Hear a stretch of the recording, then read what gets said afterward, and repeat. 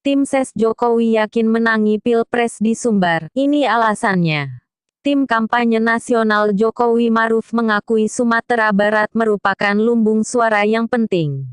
Pada Pilpres 2014, pasangan Jokowi JK kalah telak dari Prabowo Hatta dengan perolehan suara 23,08% melawan 76,92%. Sekretaris TKN Jokowi Maruf, Hasto Kristianto yakin kisah tersebut tak akan terulang di Pilpres 2019.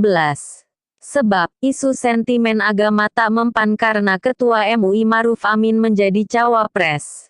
Karena tidak ada lagi persoalan yang terkait agama, kata Hasto di Surabaya, Jawa Timur, Minggu, 28 Oktober 2018.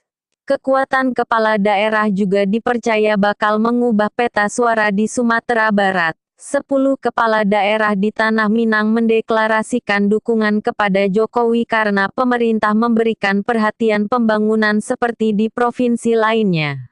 Inilah yang membuat optimisme bahwa di Sumatera Barat akan terjadi perubahan peta Pilpres ke depan untuk Jokowi Maruf, kata Sekjen PDI Perjuangan itu.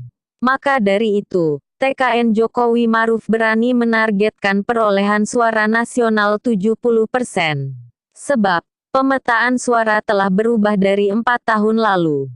Makanya dari bawah kami berani menargetkan, total suara se-Indonesia, 70%.